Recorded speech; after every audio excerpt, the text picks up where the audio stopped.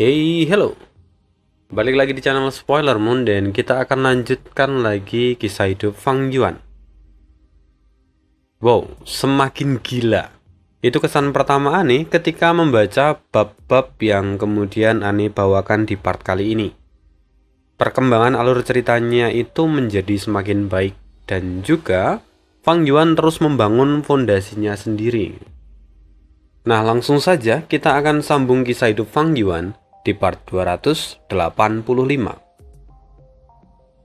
Di awal part kali ini, kita akan menengok perkembangan yang terjadi di wilayah dataran utara. Di sana terlihat Murong Qixi. Dia sangat gembira. Bahkan, sampai-sampai dia bersenandung sambil merawat bunga. Baginya, hari ini adalah hari yang sangat membahagiakan, karena sang kekasih Yun Liang akan datang dan melamar dirinya. Mereka sudah lama saling mengenal, dan meskipun Yun Liang tidak memiliki latar belakang keluarga yang besar ataupun keturunan dari Huang Jin, tetapi Murong Qixi sangat mencintainya. Awalnya hubungan mereka sangat ditentang. Ya, Murong Qixi adalah keturunan langsung dari klan Murong yang juga merupakan anak dari klan Huang Jin. Sementara Yun Liang hanyalah seorang kultivator tunggal. Secara garis keturunan wajar kalau mereka ditentang. Tapi anehnya, belakangan ini mereka tiba-tiba mendapatkan restu. Mereka tidak tahu apa yang terjadi. Namun Murong Qixi tidak peduli. Pokoknya saat ini dia bahagia, bersetan dengan urusan yang lain. Dan kalau misalnya kita telisik lebih dalam latar belakang dari perizinan ini, sebenarnya izin ini itu diberikan oleh klan Murong karena mereka mendapat perintah langsung dari surga panjang umur. Nah, kenapa surga panjang umur sampai mengeluarkan perintah semacam itu? Apakah memang surga panjang umur selalu ikut campur dalam hal-hal kecil di dalam keturunan Huang Jin? Rupanya tidak. Sebelumnya, hal-hal semacam ini tentu akan diputuskan oleh klan masing-masing. Ini juga menjadi salah satu bukti bahwa sebelumnya terjadi penolakan. Tetapi, melihat perkembangan situasi dunia saat ini, surga panjang umur perlu ikut campur. Mereka tahu bahwa saat ini pengadilan surgawi sedang menyiapkan sebuah rencana besar. Dan semua ini tercermin sejak kedatangan mereka ke pegunungan bersalju, lalu kemudian keikutsertaan pengadilan surgawi pada pertarungan di perbatasan selatan. Tentu, orang-orang dari surga panjang umur bisa memprediksi bahwa gelombang besar memang akan segera tiba. Maka, mereka dengan sengaja ingin menghimpun kekuatan. Mereka ingin menggabungkan klan-klan di bawah keturunan Huang Jin dan juga menghubungkan kultivator tunggal. Bahkan kalau bisa, kultivator dari jalan iblis juga akan mereka rangkul. Karena mereka memang butuh kekuatan untuk nantinya melawan pengadilan surgawi. Nah, salah satu bentuk pengaturan surga panjang umur juga adalah pernikahan Murong Qixi dan juga Yun Liang.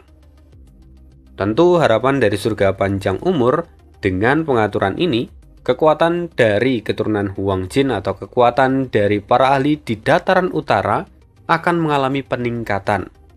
Jadi, kalau benua tengah atau pengadilan surgawi melakukan invasi, dataran utara bisa bertahan. Ini adalah rencana yang cerdik. Tapi sayang, tiba-tiba tablet kehidupan Yun Liang hancur. Nah, sebelumnya Yun Liang itu kan hanya seorang kultivator tunggal. Tentu dia tidak akan memiliki tablet kehidupan, ya sama seperti Fang Yuan.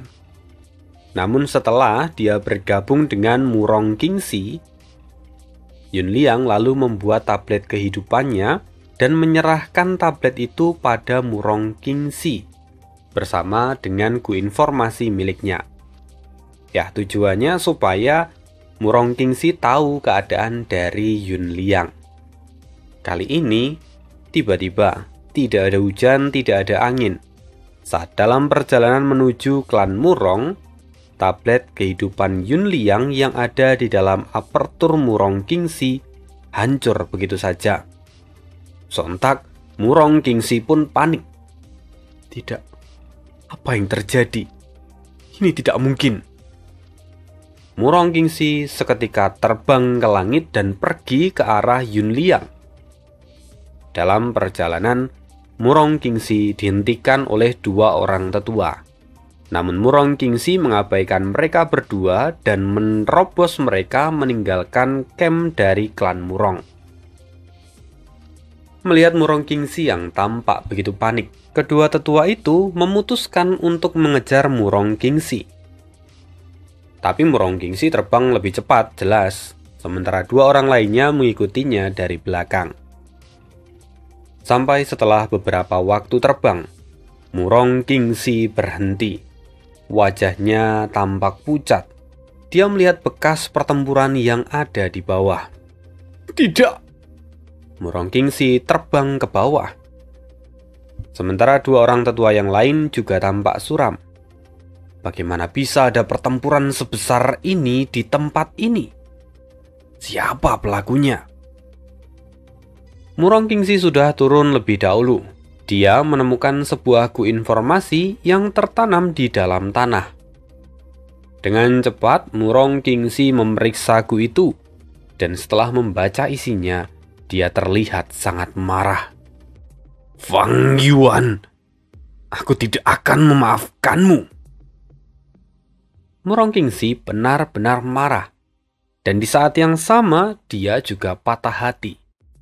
Karena dari informasi yang dibaca oleh Murong Kingxi, dia tahu bahwa Yun Liang sudah mati. Bahkan jiwanya pun dilebur. Jadi, apapun yang Murong Kingxi lakukan, dia tidak akan menemukan Yun Liang. Murong Kingxi benar-benar terpukul. Dia bahkan sampai tidak bisa menahan rasa sakit ini, dan pada akhirnya dia jatuh pingsan. Para tetua yang tadi mengikutinya dari belakang terkejut. Segera mereka menghampiri Murong Kingxi. Apa yang terjadi? Kata salah satu di antara mereka yang kemudian memapah Murong Kingxi. Sementara yang lain, dia melihat gu informasi yang dipegang oleh Murong Kingxi. Di sana, tetua itu bisa melihat adegan pertarungan antara Yun Liang melawan naga perak. Melihat itu, tentu saja tetua itu pun terkejut karena naga perak adalah eksistensi yang belum lama ini mengguncang dataran utara. Dia adalah perwujudan dari Liu Guanyi. Tapi, tetua itu penasaran, kenapa tadi Murong Kingxi menyebutkan nama Fang Yuan bukan Liu Guanyi. Tetua itu menjadi bingung, karena Fang Yuan itu adalah orang yang telah menghancurkan gedung 88 Yang. Apa hubungannya Fang Yuan dengan Liu Guanyi? Tetua itu bertanya-tanya dan kemudian melanjutkan pemeriksaan pada gu informasi yang ia pegang. Dan di sana terlihat ingatan berikutnya, Yun Liang mengutuk. Liu Guanyi, kita tidak saling memiliki dendam. Lantas kenapa kau menyerangku? Jangan harap kau bisa lepas dariku. Aku akan terus mengejarmu meski aku telah menjadi hantu. Sosok Liu Guanyi mencibir. Sangat disayangkan. Kau bahkan tidak punya kesempatan untuk menjadi hantu. Kau akan hancur hari ini di bawah kakiku. Ingatlah hari ini. Kau telah tunduk di bawah kaki Tuan Fang Yuan. Fang Yuan? Yun Liang cukup terkejut. Dia sendiri hampir kehilangan kesadarannya saat itu. Lalu, sosok itu berkata, benar, Fang Yuan adalah nama asliku, dan Liu Guanyi hanyalah samaran. Kau harus bersyukur karena kau mengetahui nama asliku sebelum kau mati.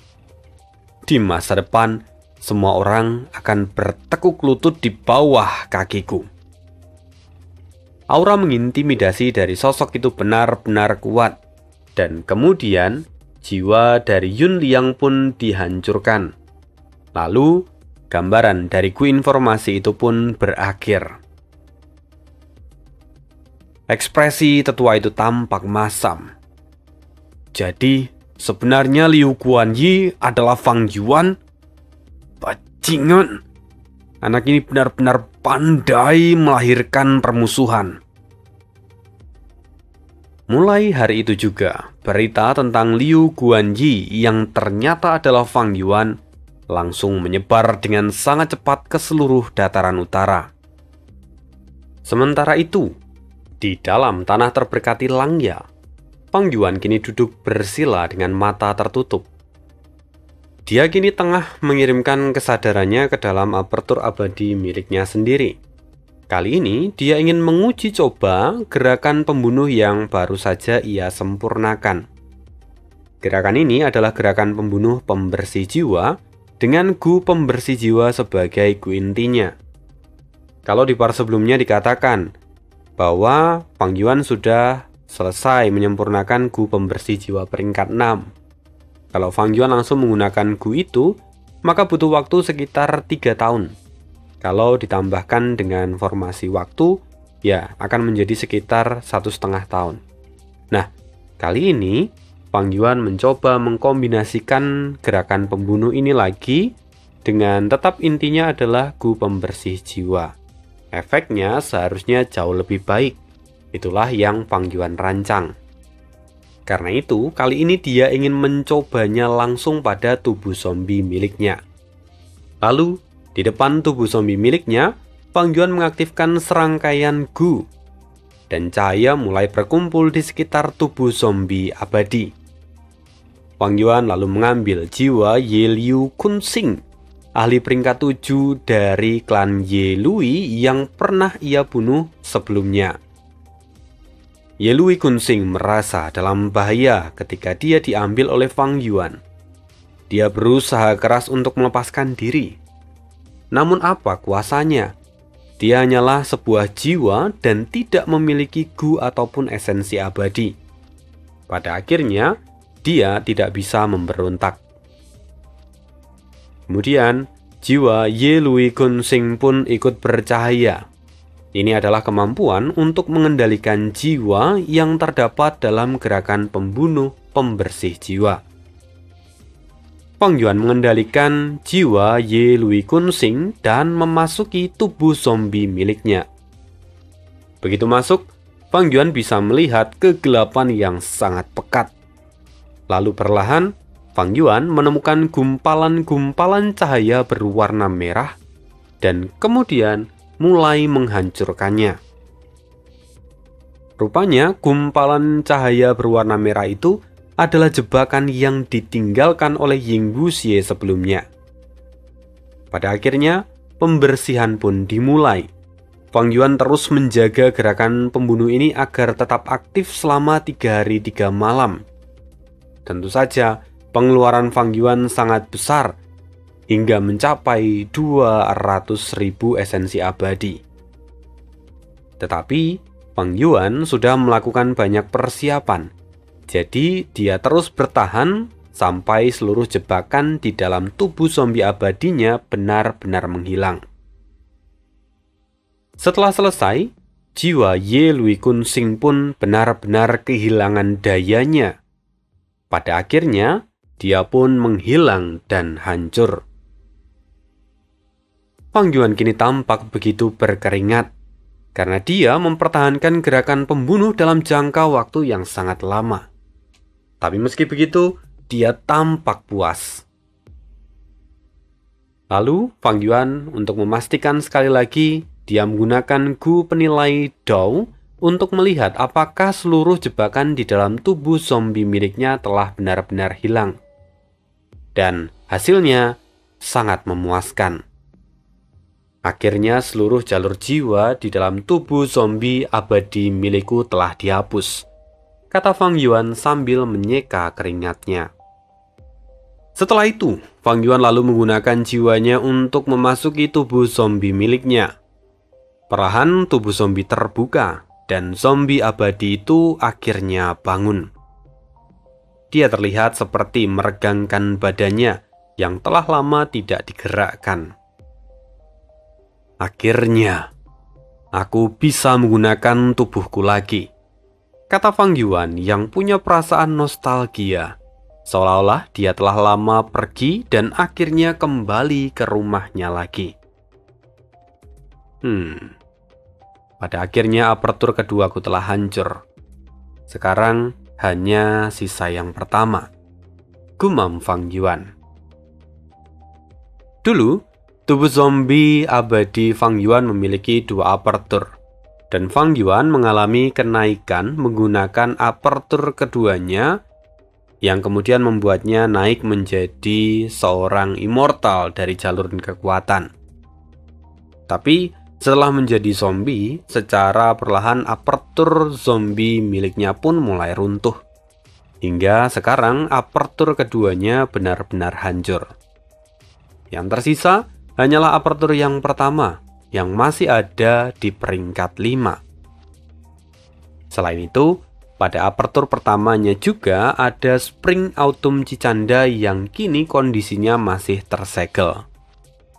Fang Yuan tidak berencana melepaskan Spring Autumn Cicanda dalam waktu dekat, karena Spring Autumn Cicanda dipenuhi oleh kehendak surga. Satu-satunya jalan yang bisa ia ambil adalah dengan meningkatkan Spring Autumn Cicanda ke peringkat 7. Hanya dengan begitu, maka Fang Yuan bisa menyingkirkan kehendak surga dari Spring Autumn Cicanda sepenuhnya. Tapi, untuk melakukan itu tentu butuh persiapan. Lalu sebagai langkah awal, Fang Yuan berniat untuk meningkatkan tubuh zombie abadinya menjadi peringkat 6 dari jalur waktu.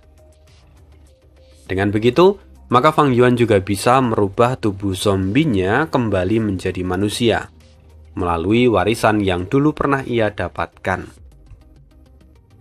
Ini adalah rencana awalku, tetapi untuk sekarang ada yang perlu kupastikan. Fang Yuan segera meninggalkan tubuh zombie abadi miliknya dan kembali ke tubuh abadi berdaulat. Dia pun bergegas pergi menemui Lang Ya. Di sana, Lang Ya langsung menyambut Fang Yuan dan berkata, "Fang Yuan, sepertinya ada yang telah menjebakmu." "Apa maksudnya?" Fang Yuan bertanya.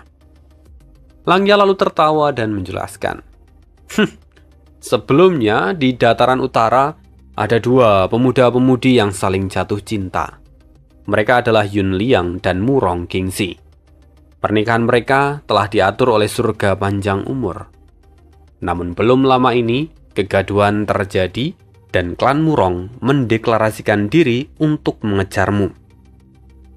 Hal itu terjadi karena Yun Liang mati dalam perjalanan ke klan Murong, dan mereka menemukan informasi yang menunjukkan adegan pertarungan antara Yun Liang dengan naga perak. Bahkan di akhir, sosok naga perak itu berubah menjadi rupa Liu Guanyi alias dirimu dan mengatakan bahwa Liu Guanyi itu hanyalah samaran.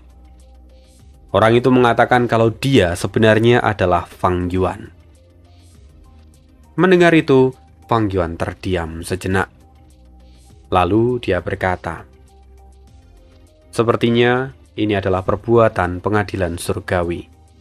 Karena surga panjang umur ingin seluruh klan di dataran utara bergabung, tentu itu akan menyulitkan kondisi dari pengadilan surgawi di masa depan.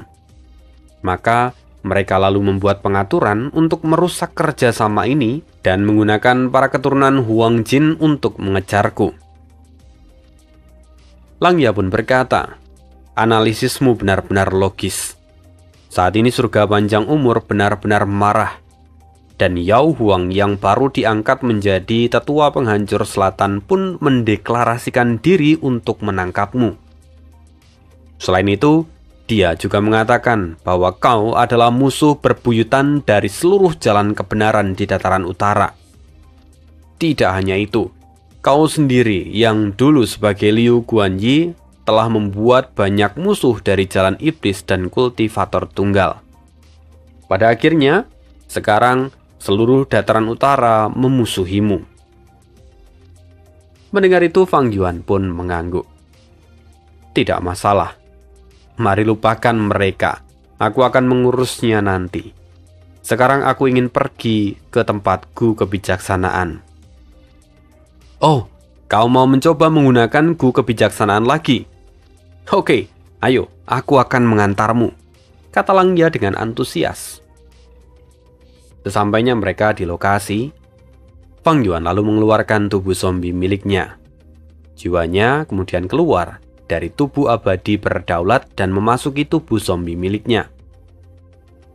Perlahan zombie abadi itu bangun dan berjalan menuju ke arah gu kebijaksanaan yang kini terlihat sedang bermain-main. Fang Yuan lalu berkata, "Gu kebijaksanaan, apa kau masih mengingat perjanjian kita?" Mendengar suara Fang Yuan, gu kebijaksanaan berhenti bermain dan menoleh ke arah Fang Yuan. Setelah beberapa saat, dia kemudian duduk di atas jamur lingsi dan mulai memancarkan cahaya kebijaksanaan. Berhasil! Akhirnya berhasil! Fang Yuan tidak bisa menahan tawanya. Sementara Langya pun tercengang. Ini adalah kali pertama dia melihat cahaya kebijaksanaan. Fang Yuan memang anak yang luar biasa. Dia selalu melampaui ekspektasiku, kata Langya. Bagaimanapun Langya sudah bersama dengan Fang Yuan sejak Fang Yuan masih di alam fana. Dan sejak saat itu Fang Yuan memang sudah membuat banyak pencapaian. Sekarang, setelah mendapatkan cahaya kebijaksanaan, perkembangan Fang Yuan akan benar-benar tidak terhentikan. Langya bisa melihat Fang Yuan bermandikan cahaya kebijaksanaan. Sekarang, sekalipun Fang Yuan memiliki tubuh zombie, namun kecepatan berpikirnya meningkat puluhan hingga ratusan kali lipat. Lalu dengan tatapan yang tenang namun tegas, Fang Yuan berkata, "Tetua tertinggi pertama, mari lakukan pertukaran." Mendengar itu, Langya pun tidak ragu sedikit pun. Dia menyetujui permintaan Fang Yuan. Melalui pertukaran ini, Fang Yuan memperoleh hampir semua warisan yang Langya miliki. Mulai dari warisan sejati jalur keberuntungan, lalu kemudian jalur penyempurnaan milik Langya sendiri semasa ia hidup. Di sisi lain, Langya juga mendapatkan warisan dari jiwa spektral, dari warisan sejati tanpa batas, warisan sejati teratai merah, warisan sejati bumi surga, dan masih banyak yang lain. Tentu semua itu adalah harta yang Sekte Bayangan kumpulkan selama ratusan ribu tahun. Dan sebagai gantinya, Fang Yuan menerima begitu banyak hal dari Langya, termasuk salah satunya adalah lembah Luopo yang kini kembali ke tangannya. Kemudian Fang Yuan juga sebenarnya ingin mendapatkan teratai harta karun esensi surgawi peringkat 7 yang Langya miliki. Namun sayang, Langya enggan menjualnya. Tapi tidak masalah, Fang Yuan masih bisa mengumpulkan esensi abadi melalui jalur yang lain. Yang paling penting, saat ini Fang Yuan telah mendapatkan tubuh zombinya dan dia bisa menggunakan cahaya kebijaksanaan. Dengan ini, perkembangannya benar-benar takkan terhentikan. Setelah itu Fang Yuan menghabiskan sebagian besar waktunya untuk mengembangkan dan memodifikasi gerakan pembunuh dengan bantuan cahaya kebijaksanaan. Hasilnya, Fang Yuan berhasil menyempurnakan gerakan pembunuh pakaian hantu. Gerakan pembunuh ini sebenarnya adalah salah satu warisan dari jiwa spektral yang fungsinya adalah menyembunyikan diri dari kehendak surga. Namun karena ada banyak gu yang tidak lagi relevan dengan masa ini, Fang Yuan harus melakukan perubahan dan modifikasi. Gerakan pembunuh ini sungguh luar biasa. Meskipun dia tidak punya opsi menyerang, karena gerakan pembunuh ini pure gerakan pembunuh tipe pertahanan, tetapi itu tidak masalah. karena gerakan pembunuh ini sangatlah praktis. Gerakan pembunuh ini tidak seperti gerakan pembunuh yang lain yang harus digunakan berulang kali. Gerakan pembunuh ini hanya membutuhkan aktivasi sebanyak 1 kali.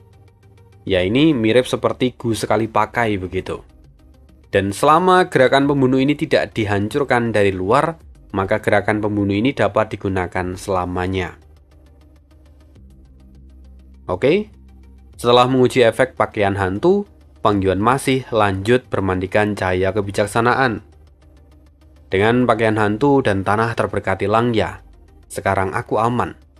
Bahkan kalau pengadilan surgawi datang menyerang tanah Langya, aku bisa mengandalkan kekuatanku dan melarikan diri sendirian. Tapi, aku masih harus menghancurkan Gu Nasib. Waktuku hanya 10 tahun. Jika aku sampai melewatkannya, maka aku tidak akan punya harapan lagi untuk menang. Gumam Fang Yuan. Pengadilan surgawi memang adalah masalah terbesar Fang Yuan saat ini. Jadi dia harus benar-benar membuat persiapan untuk melawan pengadilan surgawi. Aku hanya bisa terus berkembang untuk saat ini. Hanya dengan begitu, aku punya peluang untuk menghancurkan Gu Nasib. Sekarang, aku akan mulai dengan mengumpulkan dana terlebih dahulu, kata Fang Yuan. Awalnya Fang Yuan memang memiliki banyak dana. Namun setelah semua yang ia lakukan belakangan ini, kantong esensi abadinya pun mulai menipis. Dia harus segera mendapatkan pemasukan dalam waktu yang singkat. Kita biarkan Fang Yuan mencari uang. Sementara itu saat ini di sisi yang lain, Zhao Lianyun kini juga terus mengembangkan diri. Di part sebelumnya diceritakan kalau Zhao Lianyun telah menerobos ranah immortal. Dalam proses itu, dia juga mendapatkan tanah terberkati tingkat tinggi, yang mana tanah ini hanya berada 1 tingkat di bawah tanah terberkati yang dimiliki oleh para pemilik fisik ekstrim. Luas tanah terberkati milik Zhao Lianyun itu sebesar 5.700 km persegi. Sangat luas. Dan kecepatan waktu di dalamnya 33 kali lebih cepat daripada di dunia luar. Mirip seperti kecepatan milik Helolan. Kemudian tanah terberkati dari Zhao Lianyun juga menghasilkan 33 batu esensi abadi setiap tahunnya. Jujur itu adalah nominal yang besar untuk ahli peringkat 6. Walaupun tentu tidak bisa dibandingkan dengan Fang Yuan. Ya, terlalu jauh. Oke. Tanah terberkati Zhao Lianyun sendiri setengahnya adalah padang rumput, sementara yang lainnya adalah perbukitan. Hal ini mungkin terjadi karena Zhao Lianyun lahir di dataran utara, sehingga hatinya masih tertinggal di sana walau hanya sedikit. Sementara sisanya, mungkin itu terbentuk karena Zhao Lianyun melakukan kenaikan di benua tengah. Ya, itu adalah prediksi dari Zhao Lianyun sendiri. Nah, kita akan lompati saja karena bagian ini hanya penjelasan yang berulang-ulang. Jadi, di hari itu Zhao Lianyun kedatangan tamu, namanya Li Junying, salah satu pendukung dari Zhao Lianyun di dalam sekte Afinitas Roh. Hari ini, Zhao Lianyun dibawa ke puncak warisan rahasia, karena Zhao Lianyun telah naik ke ranah immortal. Di dalam perjalanan, Li Junying juga menjelaskan bahwa sudah menjadi tradisi dari sekte Afinitas Roh untuk memberikan hadiah pada anggotanya yang telah naik ke ranah immortal. Sesampainya di puncak warisan rahasia, Zhao Lianyun langsung diberi daftar material sebagai hadiahnya. Lalu, dia juga diberi 2 permintaan yang akan dikabulkan oleh sekte. Kenapa sekte sampai melakukan ini? Ya, tujuannya supaya perkembangan Zhao Lianyun itu menjadi lebih cepat. Ini sudah menjadi hal yang wajar di dalam sekte di jalan kebenaran ataupun klan yang ada di jalan kebenaran. Nah, dibantu oleh Li Junying, Zhao Lianyun akhirnya menerima hadiahnya yang ada di list tadi, serta dia mengajukan 2 permintaan. Pertama, Zhao Lianyun meminta rumput yang jelas. Ini adalah material abadi dari jalur kebijaksanaan. Rumput yang jelas, dia mudah dirawat dan tidak banyak yang dijual di toko kuning. sehingga harganya cukup tinggi di pasaran. Budidaya rumput yang jelas itu cocok untuk Zhao Lianyun yang baru belajar untuk mengatur sumber daya miliknya. Karena itu, Li Junying menyarankan Zhao Lianyun untuk mengambil rumput yang jelas. Kemudian yang kedua, Zhao Lianyun meminta esensi abadi. Meskipun terdengar klise, tapi esensi abadi itu penting, apalagi kalau Zhao Lianyun ingin mengembangkan tanahnya. Dia memerlukan sumber daya dalam jumlah yang besar. Dan setelah menerima semua hadiahnya, akhirnya Zhao Lianyun menyimpan semuanya di dalam apertur miliknya dan meninggalkan puncak warisan rahasia. Sesampainya di dekat kediaman Zhao Lianyun, akhirnya dia berpisah dengan Li Junying. Tetapi sebelum berpisah, Li Junying sempat memberikan sejumlah esensi abadi. Zhao Lianyun tentu terkejut, tapi Li Junying menjelaskan bahwa semua esensi abadi itu hanyalah pinjaman. Meskipun tidak ada tenggat waktunya, tetapi Li Junying ingin Zhao Lianyun menggunakannya. Di masa depan, tentu Zhao Lianyun harus mengembalikannya lagi pada mereka. Dan kalau dipikir, semua ini hanyalah trik untuk membuat Zhao Lianyun berhutang budi pada mereka, Li Junying dan rekan-rekannya. Tapi pada akhirnya ya tidak masalah lah. Lagi pula Zhao Lianyun memang membutuhkan semua itu untuk mengembangkan tanah terberkati miliknya. Akhirnya mereka pun berpisah dan Zhao Lianyun mulai mengembangkan tanah terberkatinya. Dan dalam waktu singkat, esensi abadi yang Zhao Lianyun miliki itu sangat cepat habisnya karena ada begitu banyak yang harus Zhao Lianyun persiapkan. Nah, sekali lagi kita biarkan Zhao Lianyun menyelesaikan urusannya dengan apertur abadi miliknya. Kita akan pindah lagi di klan Chu di dataran utara.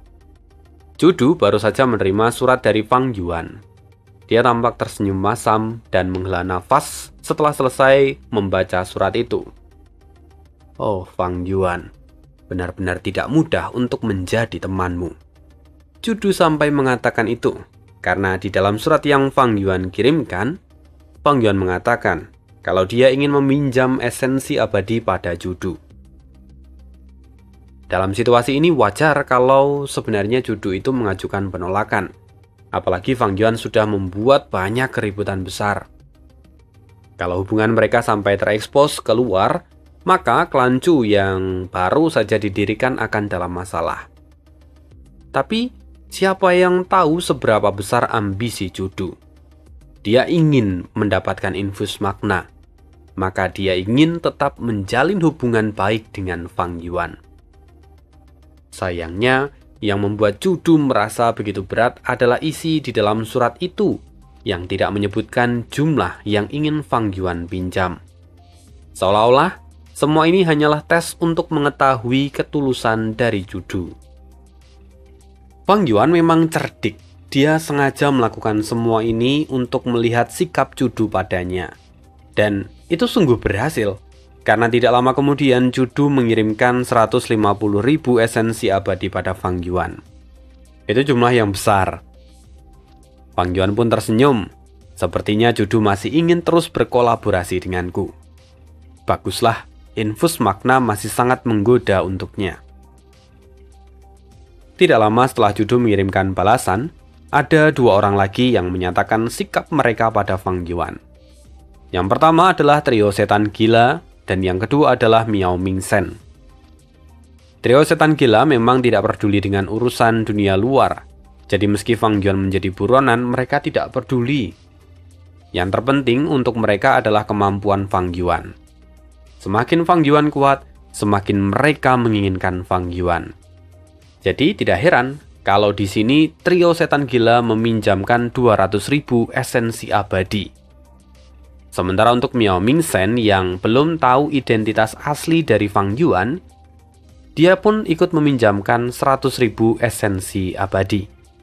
Jadi dalam waktu singkat, Fang Yuan sudah mengumpulkan 450.000 esensi abadi. Dan Fang Yuan juga menukar poin kontribusinya pada Lang Ya, sehingga dia memperoleh 300.000 batu esensi abadi. Yaitu adalah jumlah batas yang bisa Langya berikan. Karena Langya masih harus bijak karena dia harus memikirkan operasional dari Sekte Langya. Fang Yuan masih belum selesai. Dia kembali meminjam Bai Ning yang mewarisi gua surga Bai Xiang. Otomatis Bai Ning tentu punya kekayaan yang luar biasa besar. Fang Yuan juga meminjam pada Baidu dan Miao Yin. Sementara untuk He Laolan dan Ying Wuxie, Fang Yuan bahkan tidak perlu bertanya, karena kekayaan dua orang itu telah dimiliki oleh Fang Yuan sepenuhnya. Hasilnya, setelah mengumpulkan semua pinjaman, Fang Yuan memperoleh 1.703.000. Itu adalah jumlah kekayaan yang ada di luar nalar. Bahkan tidak banyak ahli peringkat 8 yang bisa bersaing dengan kekayaan Fang Yuan saat ini. Walaupun semua itu adalah hasil ngutang, Fang Yuan sama sekali tidak gugup. Dia punya keyakinan penuh untuk menggunakan semua esensi abadi yang ia miliki. Bahkan saat ini, Fang Yuan punya tujuan untuk mendapatkan lebih banyak lagi. Ya, itulah Fang Yuan, the King of Debt. Rajanya ngutang. Jangan ditiru guys. Kalau misalnya nggak punya uang ya ditahan-tahan dulu lah kalau mau beli sesuatu. Nanti-nanti dulu. Kita kumpul-kumpul dulu, kalau ada uang baru kita beli. Ya, itu salah satu sikap Fang Yuan yang tidak boleh ditiru. Karena kisah hidup kita tidak selalu baik seperti kisah hidup Fang Yuan. Oke, gitu aja kisah hidup Fang Yuan hari ini. Kita akan jumpa lagi di part berikutnya. See you again in the next video dan bye.